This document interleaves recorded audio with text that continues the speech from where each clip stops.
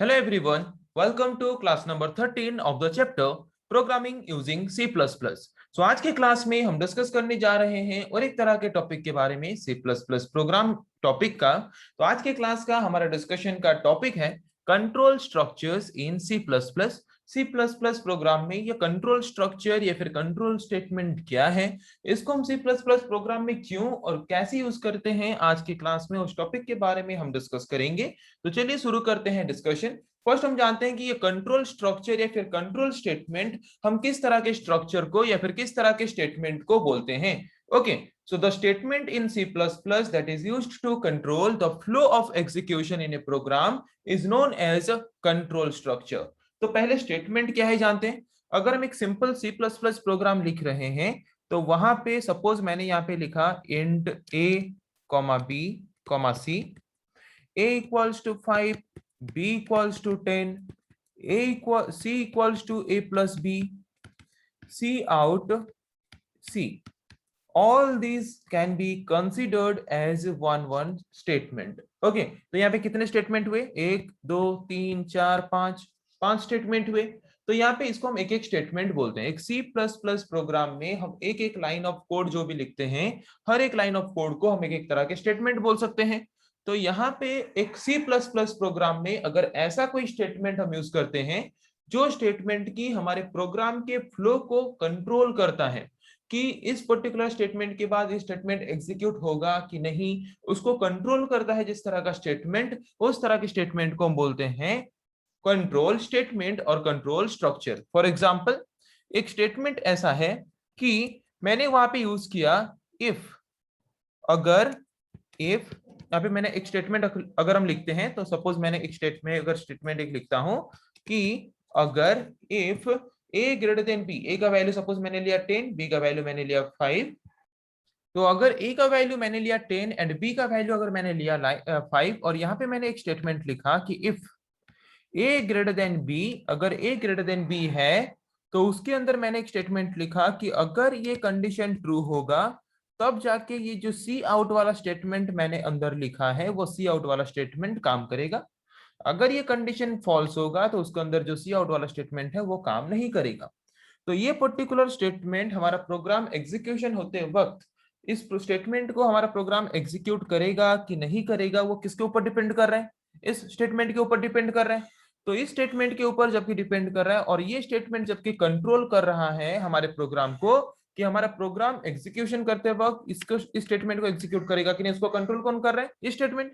तो जो स्टेटमेंट हमारे प्रोग्राम के फ्लो को एग्जीक्यूशन के टाइम हमारा प्रोग्राम कैसे फ्लो करेगा, कैसे किस स्टेटमेंट को एग्जीक्यूट करेगा, अगर कोई कंट्रोल कर रहा है कोई स्टेटमेंट हमारे प्रोग्राम में, उस तरह के स्टेटमेंट को हम बोलते हैं कंट्रोल स्टेटमेंट और कंट्रोल स्ट्रक्चर। वही लिखा है the statement in C++। Program में अगर ऐसा कोई स्टेटमेंट है जिस स्टेटमेंट को हम यूज करते हैं क्या कंट्रोल करने के लिए, the flow of the execution in a programme.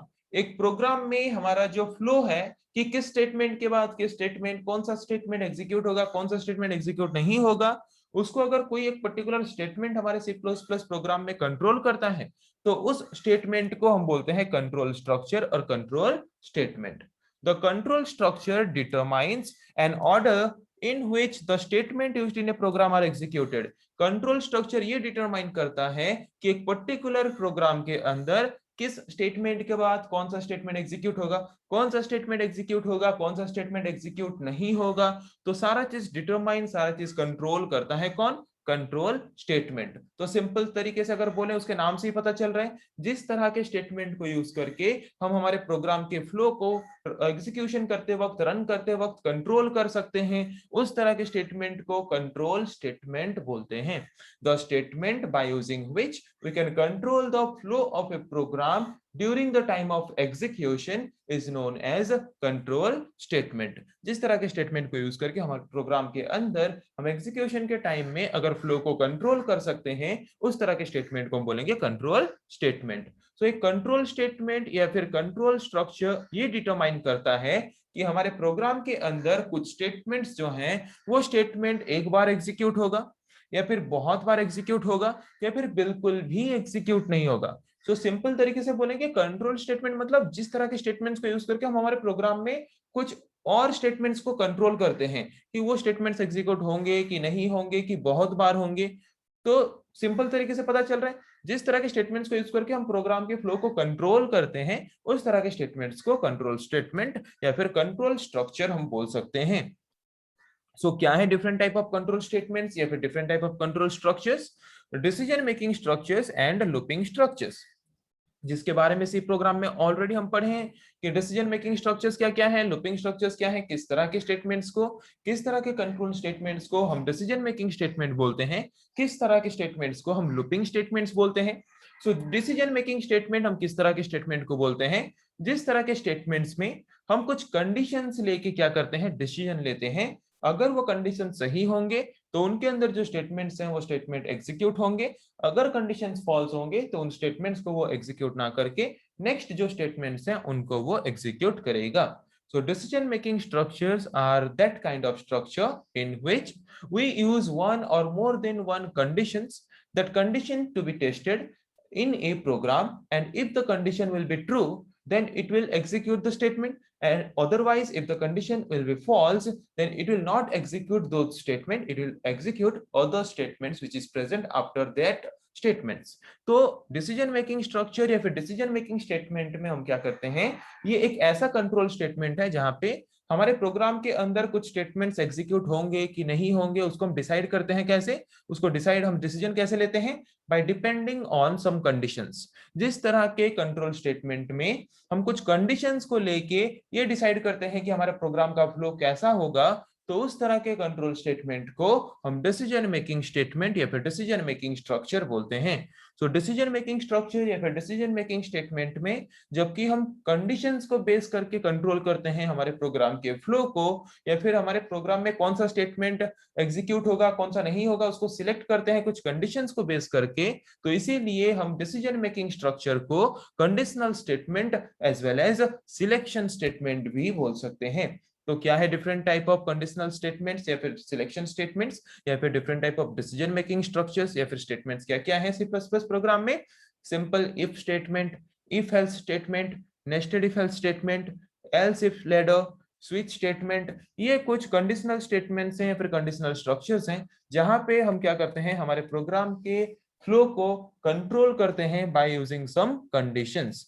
Okay जिस तरह के स्टेटमेंट्स में हम कंडीशंस को यूज करके हमारे प्रोग्राम के फ्लो को कंट्रोल करते हैं एग्जीक्यूशन के वक्त, उस तरह के कंट्रोल स्टेटमेंट को हम बोलते हैं डिसीजन मेकिंग स्टेटमेंट और कंडीशनल स्टेटमेंट। अभी आते हैं और एक तरह के कंट्रोल स्ट्रक्चर और कंट्रोल स्टेटमेंट के बारे में जिसका नाम है लूपिंग स्ट्रक्चर। तो इन जनरल मतलब जनरली हम जानते हैं कि अगर हम एक सिंपल प्रोग्राम लिख रहे हैं तो सिंपल प्रोग्राम का एग्जीक्यूशन शुरू होकर sequentially one by one execute करते करते जाता है। ओके वही लिखा है।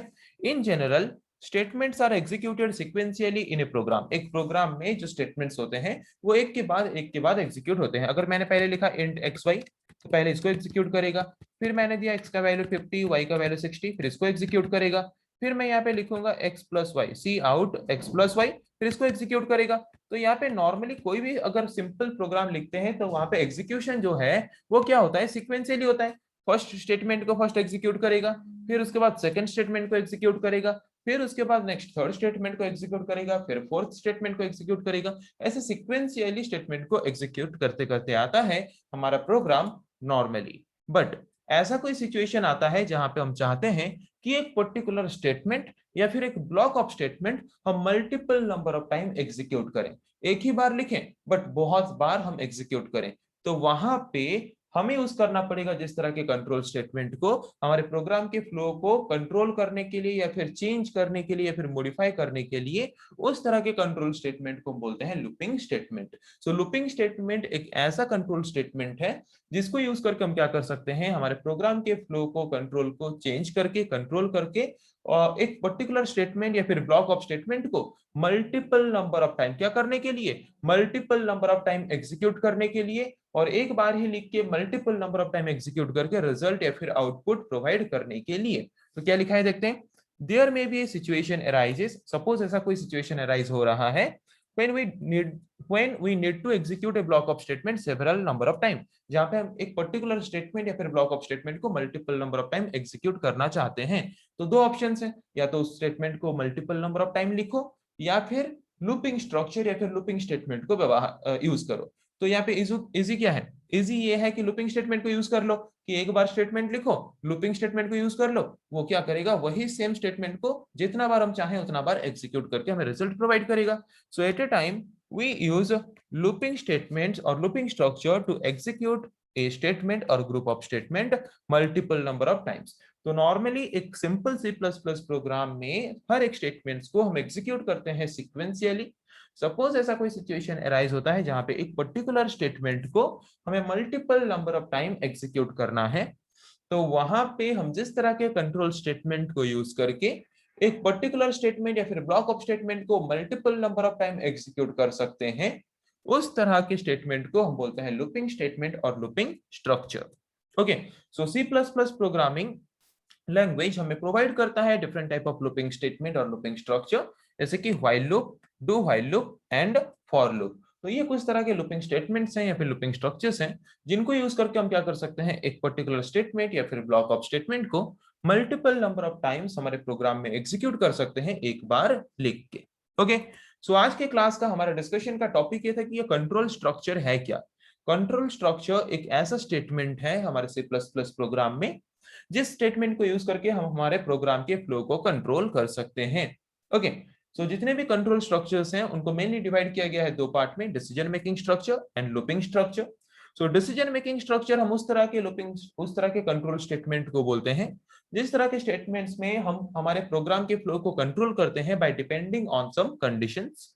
इसीलिए हम डिसीजन मेकिंग स्ट्रक्चर को कंडीशनल स्टेटमेंट या फिर सिलेक्शन स्टेटमेंट भी बोलते हैं। और लूपिंग स्ट्रक्चर्स या फिर लूपिंग स्टेटमेंट हम उसी तरह के कंट्रोल स्टेटमेंट को बोलते हैं जिस तरह के कंट्रोल स्टेटमेंट्स के थ्रू हम हमारे प्रोग्राम के फ्लो को कंट्रोल कर सकते हैं। किस तरीके से, कि अगर हम हमारे प्रोग्राम में कोई एक पर्टिकुलर ब्लॉक ऑफ स्टेटमेंट को multiple number of times execute करना चाहते हैं, तो वहां पे जिस तरह के कंट्रोल स्टेटमेंट के थ्रू हम एक पर्टिकुलर ब्लॉक ऑफ स्टेटमेंट को multiple number of times execute कर सकते हैं एक बार लिख के, उस तरह के कंट्रोल स्टेटमेंट को हम बोलते हैं लूपिंग स्ट्रक्चर और लूपिंग स्टेटमेंट। ओके, तो आज के क्लास में हमने जिस टॉपिक के बारे में डिस्कस किया आई थिंक आप लोगों को समझ आ चुका है। सो नेक्स्ट क्लास में हम डिस्कस करेंगे ऐसे और कुछ टॉपिक्स के बारे में। आज के लिए इतना ही, थैंक यू।